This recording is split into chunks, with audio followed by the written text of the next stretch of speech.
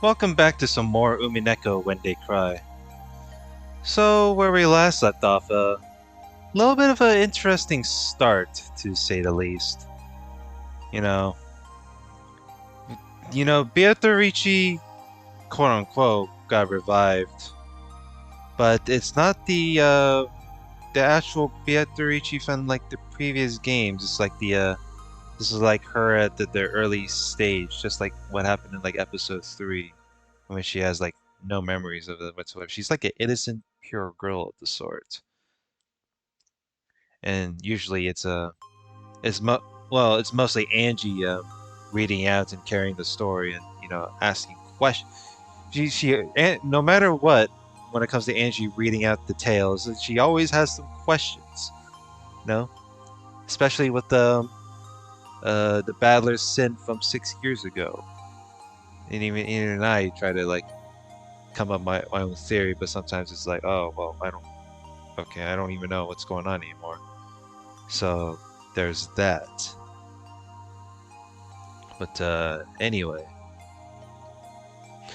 um, yeah, let's continue reading. There's usually not as much importance, but we are at a pretty alright start. And so Battler let himself be led into the dining hall.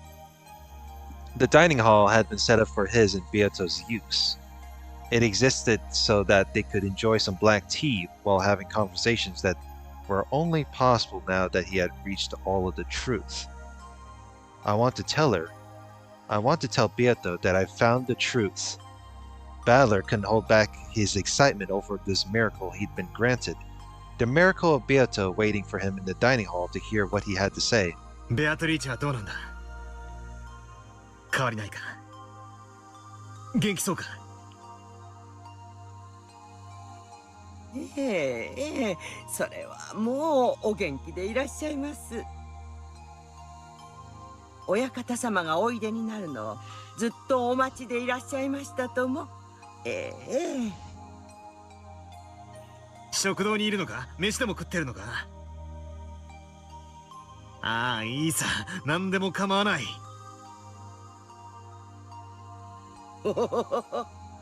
驚きますよ。ベアトリーチェ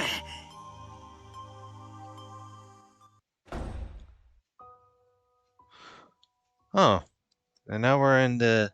Oh, this is like the same background.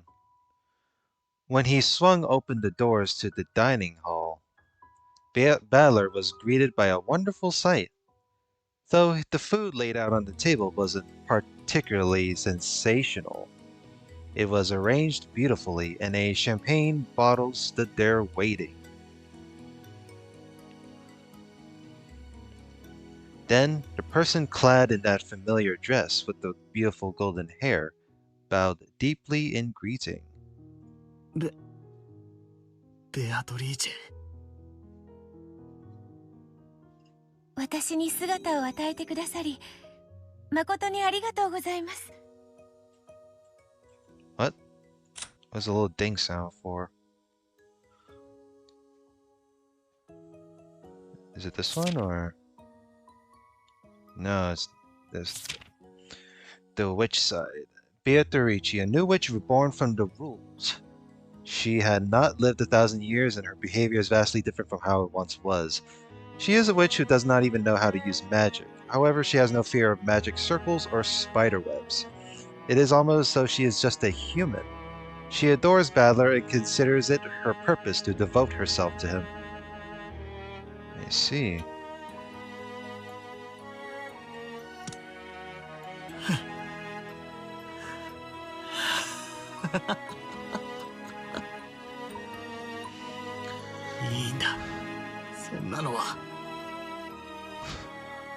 Don't worry about that, he said. よかったベアト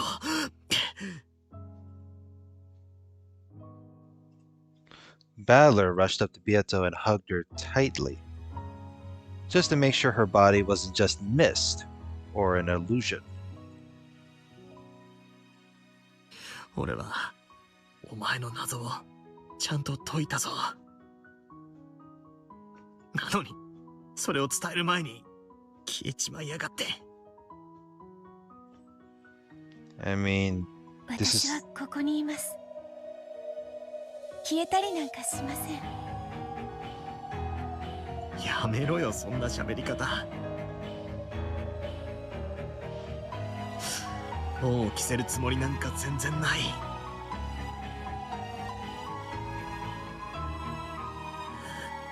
とにかくお前に謝りたい。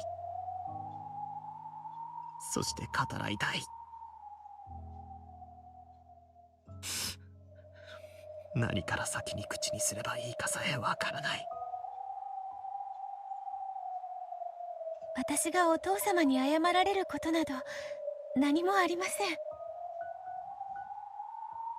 私はただお父様のお役に立てればそれで幸せなのです。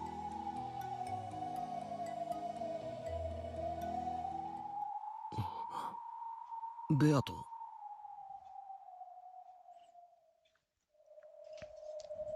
ベアトリーチェはお父様のために生まれてきました。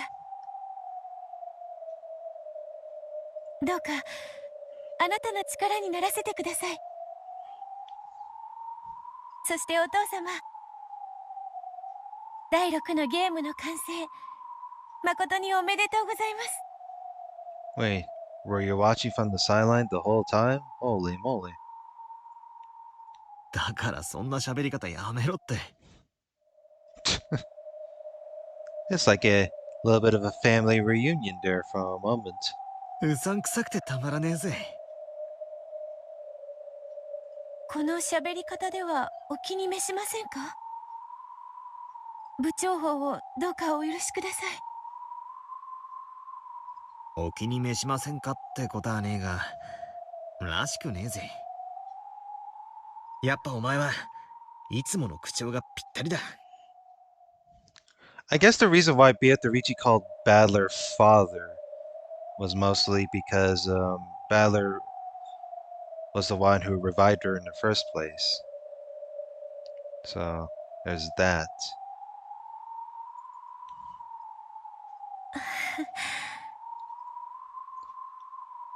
Although it's weird because previously, according to the third episode, Kinzo was the one who, like, you know, who raised her. So Beato smiled vaguely. To Badler, it probably looked as though they were both smiling at the unusual way she was talking. However, Beato's smile literally was vague and uncertain. After all, she didn't know how she was supposed to talk. それよりベアト、一体これは何の冗談だってんだ？まさか大ベアトリーチェ様自らが手料理を作ったってのか？第6のゲームが完成されましたと聞き、ささやかですがねぎらいの席が設けられないかと思いまして。 A modest reward. I assume Kumasawa was also involved in cooking with, right? ベアトリーチェ様がそれはもう大層頑張られてお作りになられたんですよ。 I see. 私は一切手伝っておりませんとも。ええ。 The food set on the table really was modest and inexpertly made. You could tell by looking at it that Beato, who wasn't particularly skilled with cooking, had given it her all. However, signs of discomfort and irritation were beginning to appear on Balor's face. これはどういうことだ？ That's what I wonder as well. What the hell? ええ、ですからベアトリーチェ様が親方様をねぎらおうと。 Sweat was starting to show up on Kumasawa's forehead. And why? What's going on? She was also feeling uneasy when he noticed Battler realized that it wasn't just his imagination. Beato turned her back to Battler and stuck a corkscrew into the champagne bottle. Then she showed it to Battler. お父様、第6のゲームの完成、誠におめでとうございます。必ずや宿敵、フルドエリカに勝利することを祈願して、これを捧げます。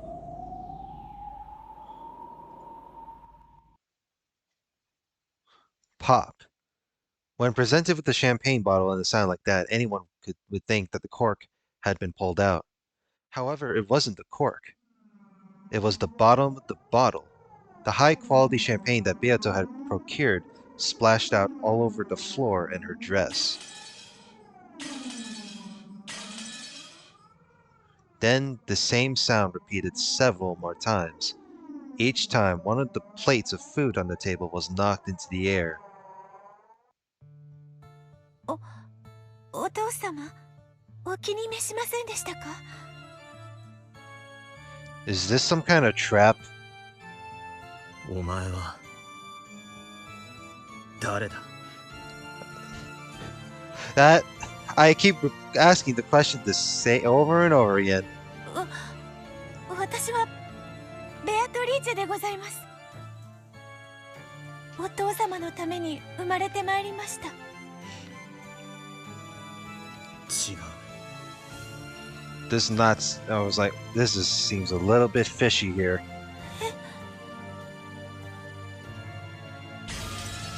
こいつは誰だ？ベアトじゃない。そして俺をお父様なんて呼ぶな。これはどういうことだ？何なんだこれは？ベアトを蘇らせたんじゃなかったのか？源氏、これはどういうことだ？恐れながら紛れもなくそのお方はベアトリーチェ様でございます。そんなはずあるか？これのどこがベアトなんだ？全然違う。偽物だ。いいえ、ベアトリーチェ様でございます。ゲーム版のルールに従い生み出された紛れもなくベアトリーチェ様ご自身でございます。いや、こんなのはベアトじゃない。ベアトってのはもっとおかしな喋り方をして品のない笑いをして、それからいいえ、間違いなくベアトリーチェ様ご自身でございます。じゃあどうしてこんな喋り方をする？ Ah, damn that face. どうして俺をお父様なんて呼ぶんだ？ベアトリーチェ様はお生まれになったばかりでございます。かつてのような振る舞いをいきなり期待されるのはあまりに酷というものでございます。まだ記憶が戻らないということなのか？親方様、確かにこの方はベアトリーチェ様ご自身です。しかし親方様がよくご存知のベアトリーチェ様ではありません。どういう意味だ？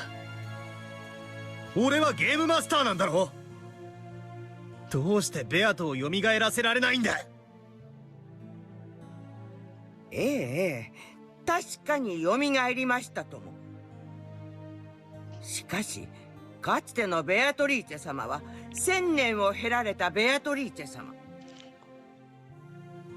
一方こちらのベアトリーチェ様はご本人なれど生まれたばかり。違う人間のように見えるのは致し方ないことでございます。So what you're saying is, we have to go back to. What you're saying is, Battler has to go back to square one, and have to raise Beatrice the way she is. Well, that's gonna be a that's gonna be quite a while. じゃあどうやったらあのベアトは蘇るんだ。体はあるここに。魂はどうやれば蘇る。同じ1000年の人生を歩めば、かつてと同じベアトリーチェ様にもなるでしょう。1000年を待てと。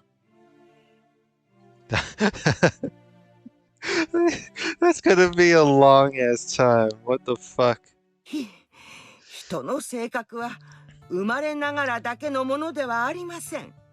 I wouldn't put that much of an exaggeration. There's gotta be. Surely there's a solution to it. その後の生き方や経験によっていかようにも変わります。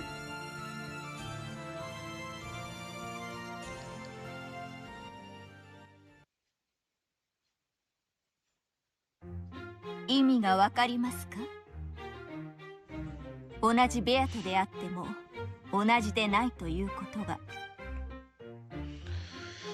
Yeah, it is the Beatrice after all. Although she is, I think this is like the different behavior from like square one. わかるわ。同じ人間が2人いたとしても、生い立ちで人はいくらでも変わる。本来は同じ人間であるにもかかわらず、その生い立ちによって別人と言ってもいいほどに変わり得る。本来人は人であり、人格そのものを指して人とは呼びません。しかし人格を人だと認める人間たちにとって、それはさながら他人のようなものでしょう。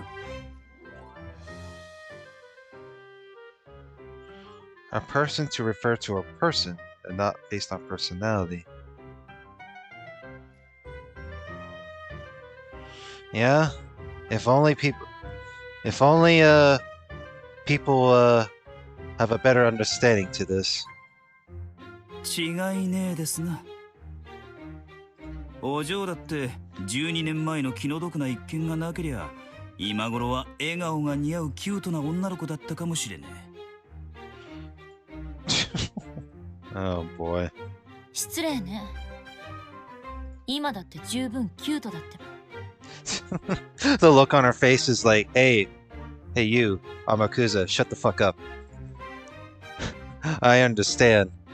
If a personality is what makes a person in our eyes, you could probably say that a second personality represents a different person entirely, even if it inhabits the same flesh body. At the very least, I'm a completely different person than I used to be 12 years ago. And if my family had come home 12 years ago, then the Angie that resulted would surely be a completely different person from me. Even a single human can become a different person. In fact, depending on their upbringing and endless possibilities, they can become an endless number of different people. So, just because this is Beato, that's no guarantee that she'll become the Beato that Oni-chan knows so well. ましてや、ベアトリーチェは1000年を経た魔女。人は3日あれば死ぬことだって生まれ変わることだってできる。Yeah, people can change, and people usually have like can get used to certain personalities and such. Like, you know? それが1000年じゃどうにもならないわね。あなたはなかなかできる読者のようですね。並の読者相手だったら同一の人間であっても、その生い立ちと時間によって別人になりうることを説明するために数百ページを割かねばならぬというのに、あまり読者をなめないで。私たちはただ読んでるだけじゃない。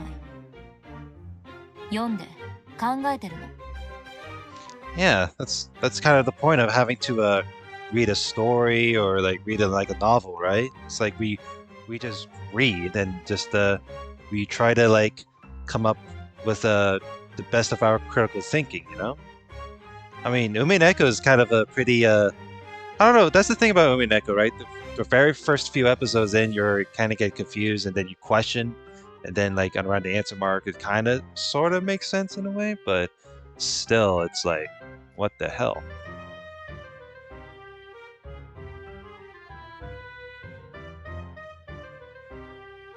Like, that's the thing about the visual novel being like one of the top 3 longest, right?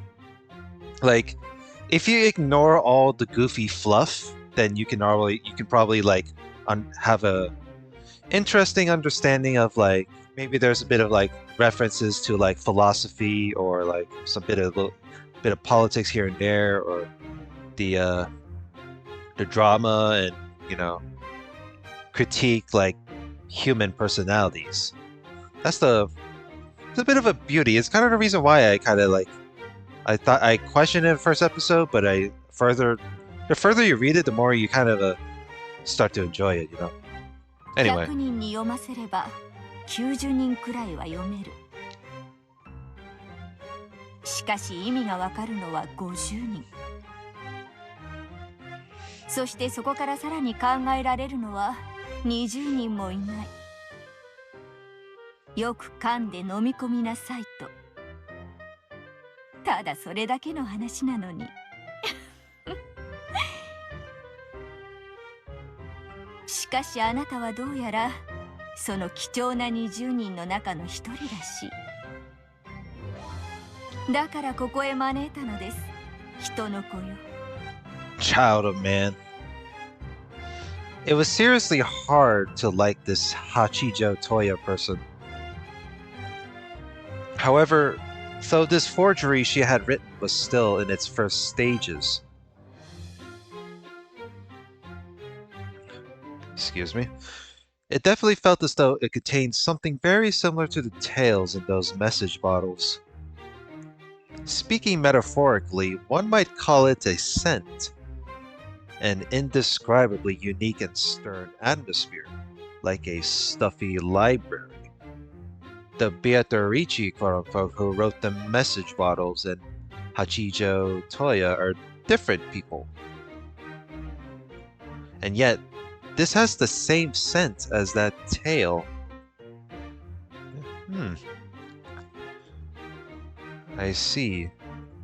This is why some of those curious witch hunters are so intensely devoted to her. Their keen sense of smell was able to sniff out that familiar scent. さ、どうぞ続きを読んで。文字を追うあなたの顔を見るのが何よりも楽しいの。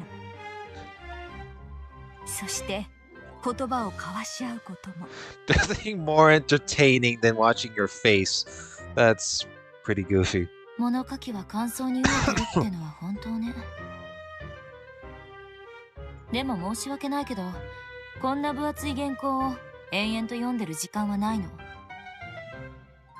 それより私はあなたに時間なんていくらでもあるでしょうに。Both the second hand and the pendulum on the ornate clock behind Hachijo had been moving the whole time. However, absolutely no time had passed for a while now. Only about 3 minutes had gone by since the time she had entered the room. ね、時間など気にすることもないでしょ。Wait, what?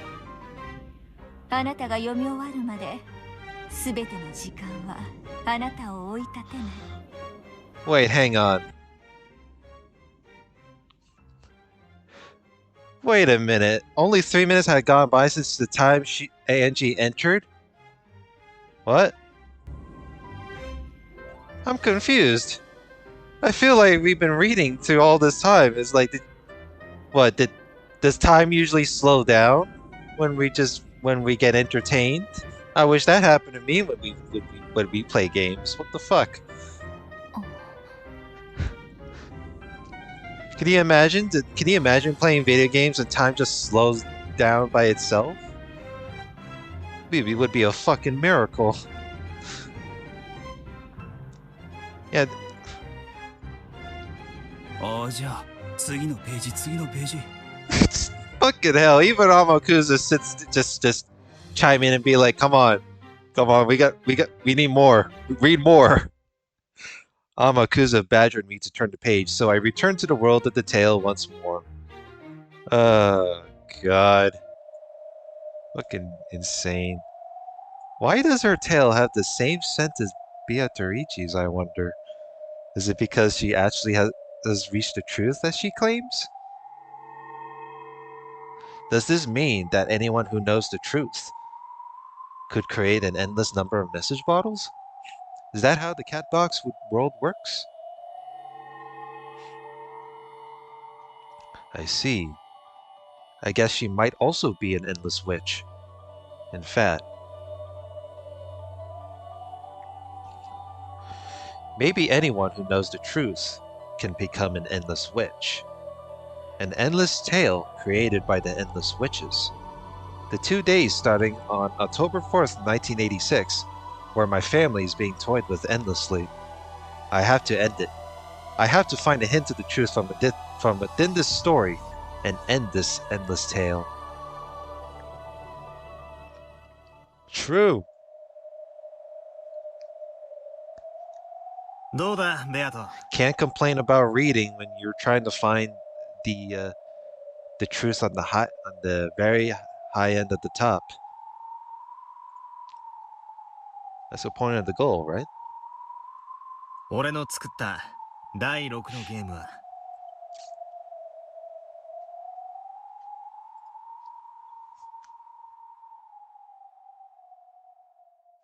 No words. まあ素直に褒めるやつじゃないもんな。せいぜい無能なりにそこそこ頑張ったではないかってとこだろうぜ。 Wait, this is the Beatrice sprite holding the pipe. So it's like, I wonder what Beatrice is gonna say. Yeah, even though this is not the actual Beatrice from this is not the old Beatrice from previous episodes ago. So I wonder how this personality will turn out now with this sprite.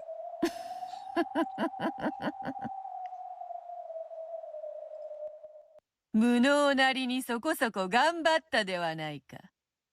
What? ゲームマスターの立場になってよくわかったぜ。お前も毎回随分と苦労してやがったんだってな。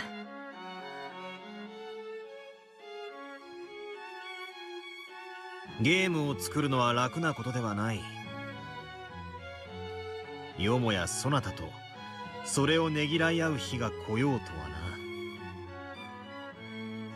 ゲームを作るのは楽なことではない。よもやそなたとそれをねぎらい合う日が来ようとはな。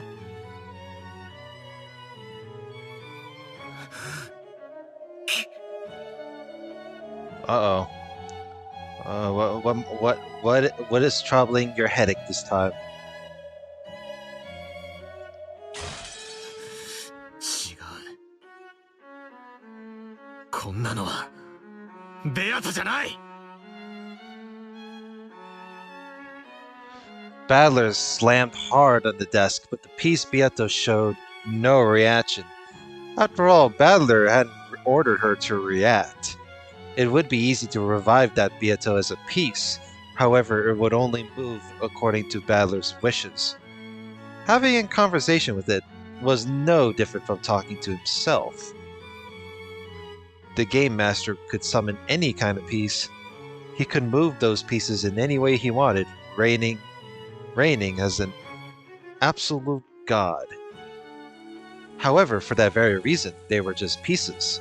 They made it unbelievably lonely and sad. お前はたくさんの家具たちやいろいろな物語を紡ぎ出してきた。俺はそれを見て、お前はきっとさぞや楽しいだろうなと思っていた。だが違う。お前は信じられないくらいに孤独だったんだ。お前にとって俺という自らに反逆する対戦相手がどれほど愉快なものか。今の俺には痛いほど理解できる。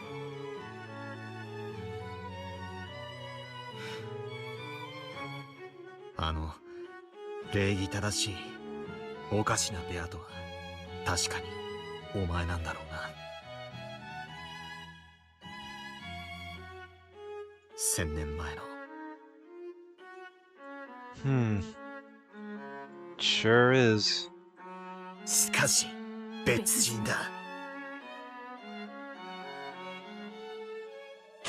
お前の姿に瓜二つだからこそむしろ許せない。辛い。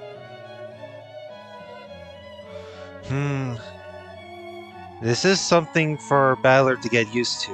If not, then this ain't really progressing anywhere. しかし駒ではないから俺の意志に背ける。駒のお前なんかよりあのベアトの方がはるかに血は通ってるだろうぜ。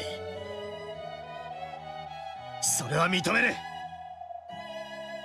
だが違うんだ。あれはお前じゃない。お前の生き別れの妹か何かで全くの別人なんだ。だからむしろどうしても受け入れられない。As much as he hated the peace version of Beato, Battler felt an even stronger dislike for the chick, quote-unquote, Beato. Chick Beato, yeah, that's what I figured. I thought it would be like baby Beato, but nah, that would be even weird. You call it chick Beato. Even after a whole 1,000 years, she still wouldn't become the original Beato. Even if she were ordered to act like the original Beato, it would just be an imitation. This was a very similar but separate person, and definitely not Beato herself. So, in the previous game, Beato really did disappear for all eternity. Even after becoming the Game Master, there was no way to revive her. 笑えよ、この無様な俺を。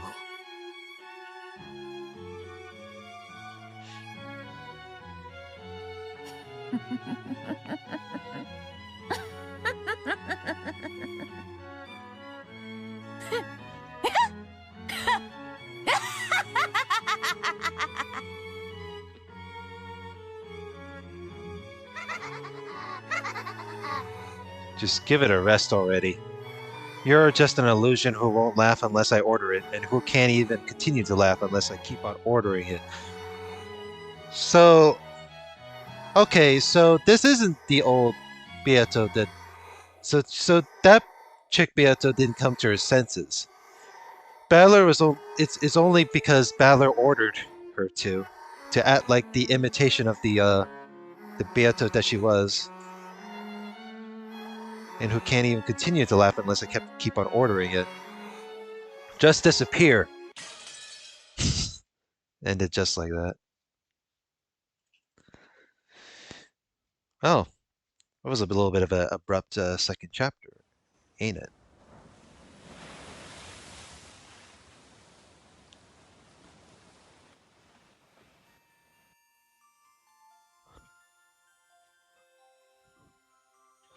Oh, hey. We're progressing. I mean, where were we at? Like part 4, and we're at chapter 3. Good shit. Ah, peaceful music. I'm actually loving it. Keeps me from you know, don't you? That's what I love about the selection of music in the Umineko is some can be pretty intense, some can be pretty chill. On Rokenjima, this day, or rather this round, was the same as any other. The typhoon would be coming very soon. I'm not surprised. The sky was still overcast, but the clouds were moving quickly.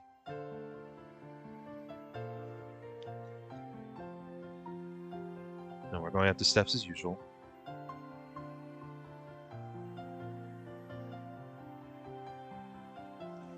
The only thing on Natsuki's mind was the plan to cover up Kinzo's absence again this year. Krause appeared to have suffered a stomach ache from the stress and was sleeping in his room.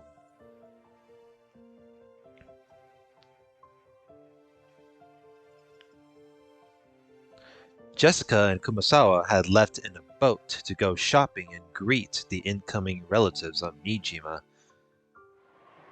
The servants had been busy since their early morning preparing for the family conference, the greatest event of the year. Shannon and Kanon were rushing to get the guest house ready. 親族の方々を止めるならお屋敷の客室で十分だろうに。そうね。こっちのお掃除大変だもんね。でもゲストハウスのお掃除は好き。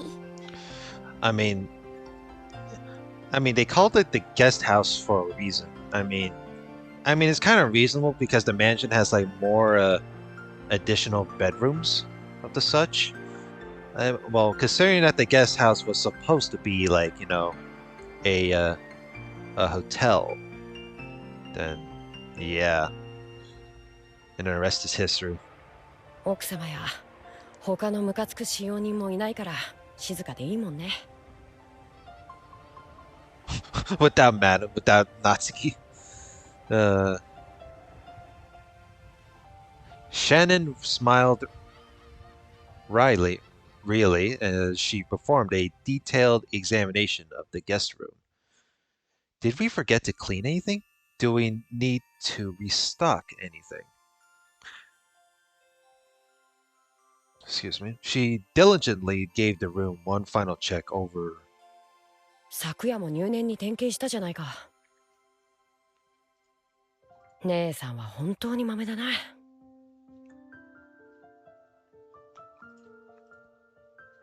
こういう日に限って油断するといたずらされるの。いざって時大切なものが見つからなかったり、閉めておいたはずのものが開いてたり。姉さんはそそっかしいからね。よく確認しながら仕事をしないからだよ。だから私と一緒に点検してくれてるんだよね。ありがとう。別に感謝されることじゃないよ。姉さんがしっかりしてくれれば僕まで付き合わなくて済む。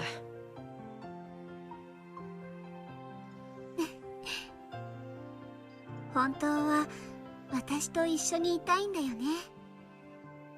甘えん坊さんなんだから。そんなんじゃないってば。姉さんは最近ジョージ様のことで浮かれてるみたいだからね。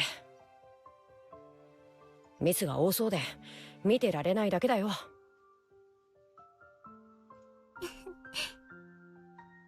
カノン君、ちょっとおしゃべりしよっか。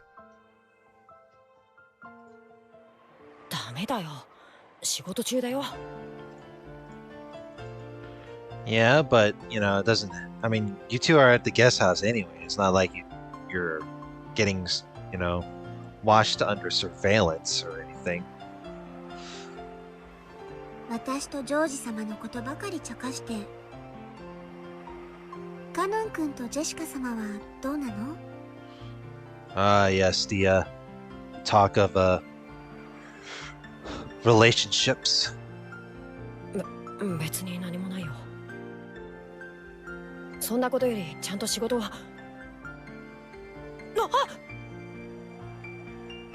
Kanon had very obviously been trying to change the subject. Shannon had then snuck up behind him and pushed him down onto the bed.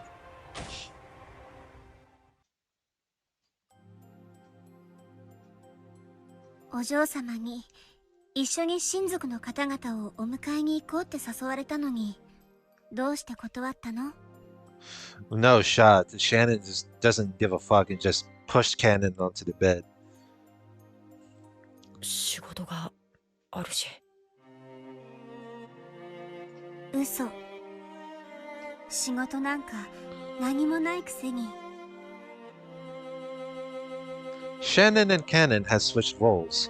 Normally, Kanon was the one in control, but when it came to romance, it was the opposite. As Shannon has said, Jessica and Kanon were supposed to have been the ones to go greet their relatives at the harbor on Nijima. However, Kanon had suddenly claimed that he had work to do, so Kumasawa had gone instead. Oh my god. Was that the excuse why? Huh. Does that kind of explain with episode 1? That, so it's not like Kanon was busy. He just made up an excuse because he doesn't want to go with Jessica because he's too nervous to be on a conversation with Jessica while on the boat to Nijima. Kanon didn't have any work to do. Shannon knew お this. 嬢様言ってた。I mean, then again, this is a sixth tale after all. I mean, it's not like it's a part of it. Maybe it is a part of my theory. Maybe it is a theory. Maybe it's kind of correlated from the previous episodes. 文化祭の時のことがあっても、やっぱりカノン君が好きだって。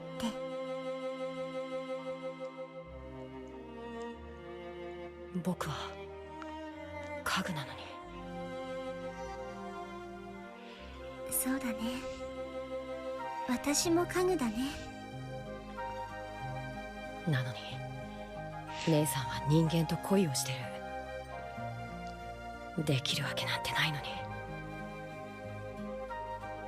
そうかな。そう決めつけてるから私たちは家具なんじゃないかな。僕はジェシカお嬢様のことを何とも思ってない。お仕えする後宮家のご令嬢だとしか思ってない。本当に？本当さ。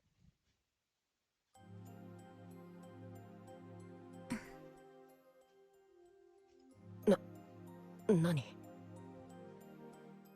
私ね、ひょっとすると今夜ジョージ様に求婚されるかもしれない。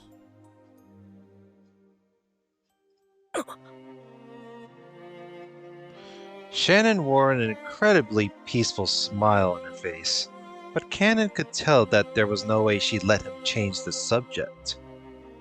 Kanon realized that she must have made him help out here in the guest house in order to talk to him about this, and he clicked his tongue softly. 家具のくせに人間と結婚なんかできるつもりなの？できると思う。無理だね。どうして？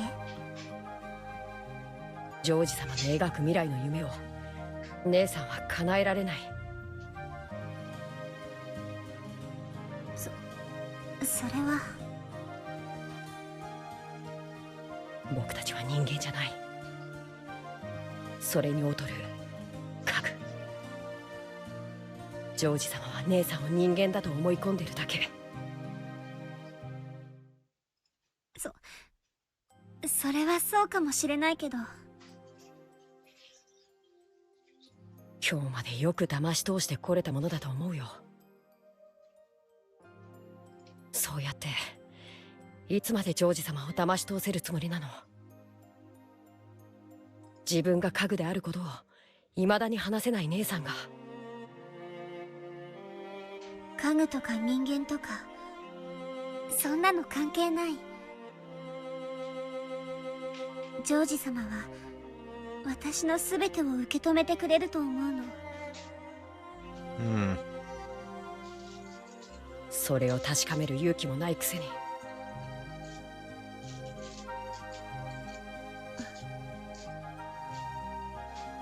私ね、求婚受けてみようと思うの。Just like just like that. As Shannon looked up at the ceiling, she spoke of the imagined furniture that she and George would create. Future. Why did I say furniture? Oh, the wording. Oh, God. As Shannon looked at the ceiling, she spoke of the imagined future that she and George would create, though some anxiety over the future appeared on her face. So did the joy of knowing what it was like to live with love. As Kanon watched his vivid dream he was being shown, he knew that none of his words would reach Shannon anymore. 好きにしたらいいよ。姉さんは一度言い出したらどこまでも頑固だから。うん。私の生きたいように生きてみたい。もう家具だからとか人間だからとかそういうのに怯えるのはやめようと思うの。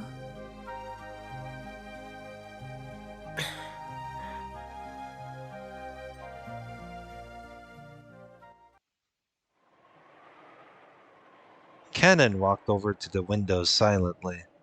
He saw the rose garden filled with boring gray flowers in bloom.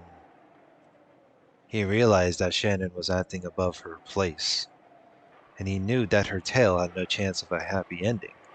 However, he also knew that no words of his could change her mind now that she had made her decision. なら、僕が言えることなんて何もないよ。やめろと言っても姉さんは聞かない。好きにすればと言えば好きにする。なんで僕にそんな話をするのさ。僕の答えなんて姉さんは何も求めてないじゃないか。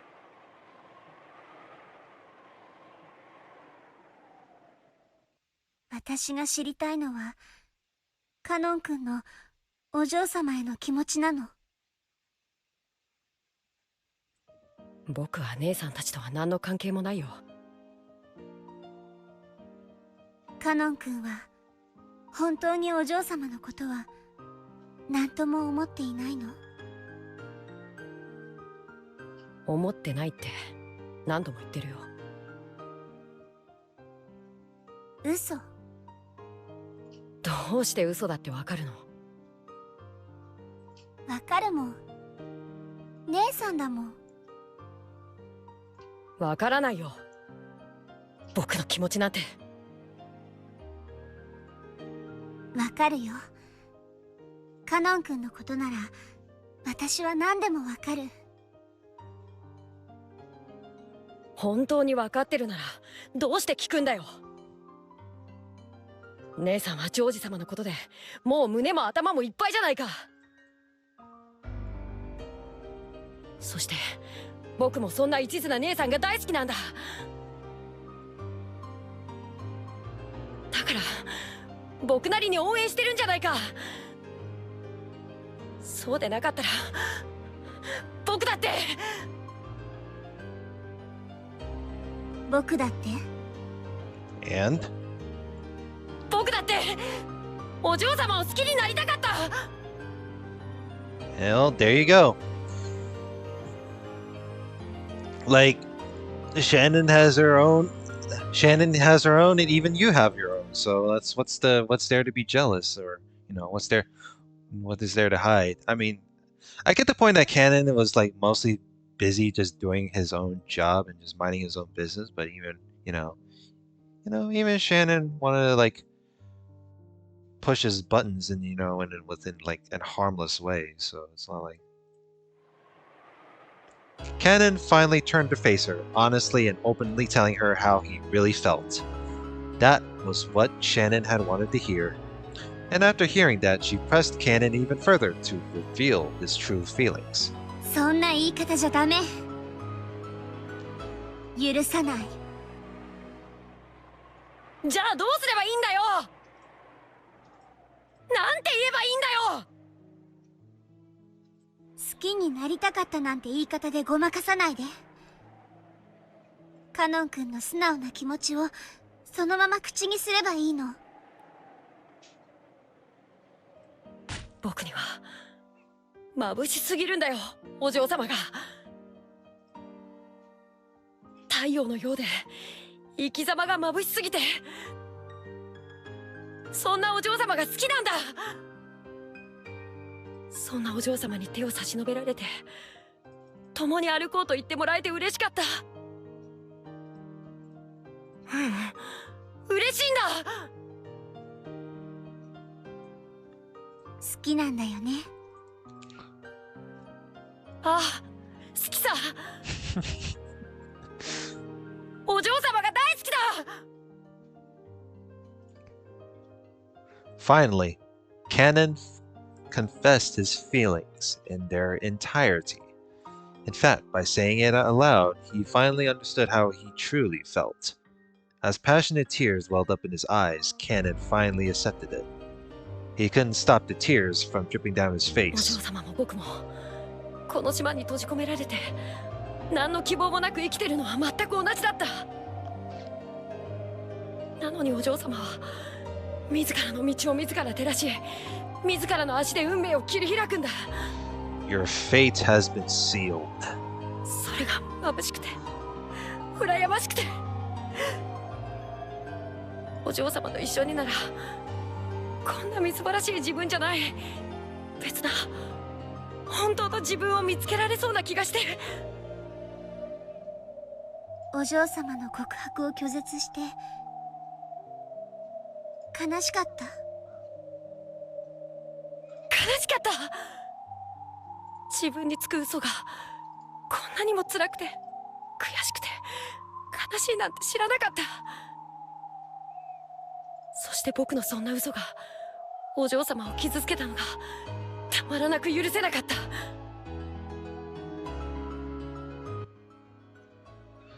Alright, I remember that. I think I remember somewhere in episode 2 where, whatchamacallit. I think episode 2, I think Jessica, like, confessed to Kanon, and Kanon, like, you know, rejected it. So, I think that's what happened. I'm pretty sure I remember that from somewhere, you know. そんな自分にもう二度と恋をする資格なんてないと思ってた。But you do. You still, it still doesn't. Just because you don't have what it takes doesn't mean you have like a slight bit of chance there, you know? あるよ。恋の資格はね、自分だけが与えられるの。家具だからダメとかそんなの関係ない。ダメだって自分で決めたらもうダメなの。決めつけちゃダメ。だから私は与えたよ、この身の程知らずな家具の身に恋の資格を。だからカノン君にだってあるよ。恋をする資格が。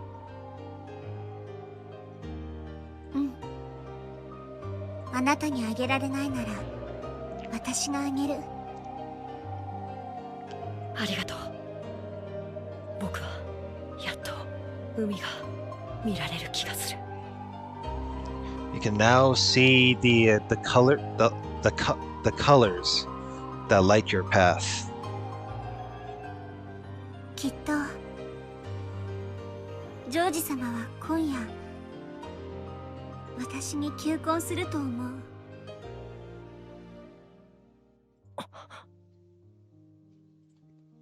求婚を私は受けて、この島を出てジョージ様と新しい天地で新しい生活をするつもり。それが姉さんの選んだ道だというなら、僕に何も言えるわけがない。この島を出て、そしてこの島へは二度と帰らない。Never return again.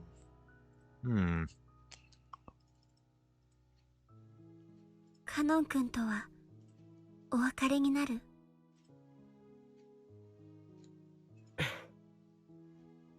そうだね。僕たちはお別れだね。もしカノン君が心の底からお嬢様を愛していて、それが私のジョージさんへの思いと同じかそれ以上だと言えるなら、私はあなたと決着をつけなきゃならない。姉さん。それがお互いのため。カノン君の思いを私を理由に諦めないで。僕のわがままが姉さんの幸せを傷つけるかもしれないのに。私も自覚してるよ。私の幸せがカノン君を傷つけることを。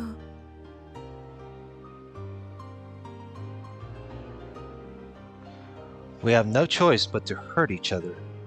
As she said this, Shannon turned her back to Kanon. As Kanon watched Shannon from behind, he was struck by her strength and the love she still felt for him, despite everything. 姉さん、僕は姉さんと一緒で幸せだったよ。In which it should. 私もだよ。君がいてくれたから今日まで頑張れた。だからジョージさんとも出会えた。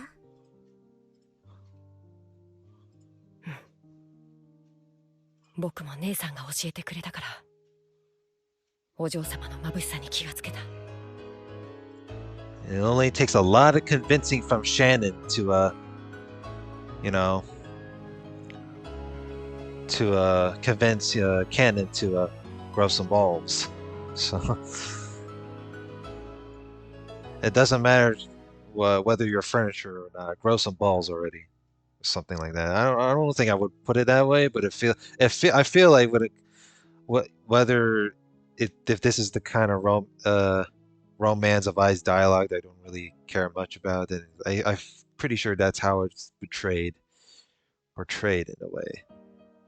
私は自分の思いを曲げない。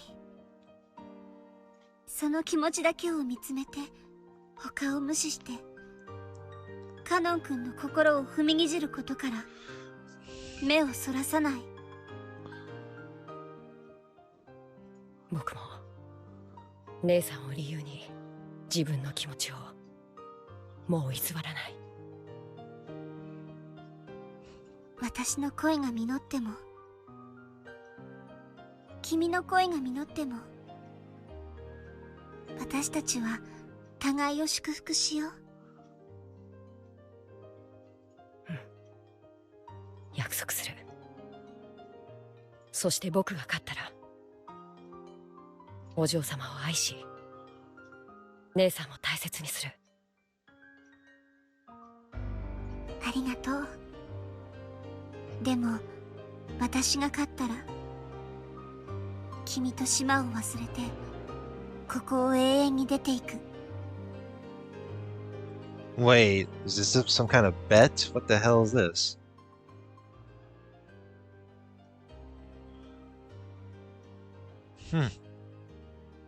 I see.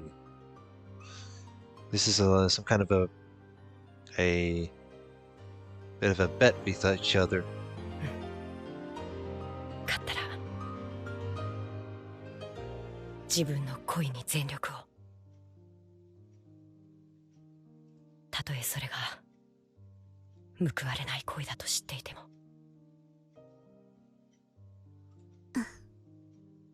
私たちは、だってもう、家具じゃない。Well, there you have it.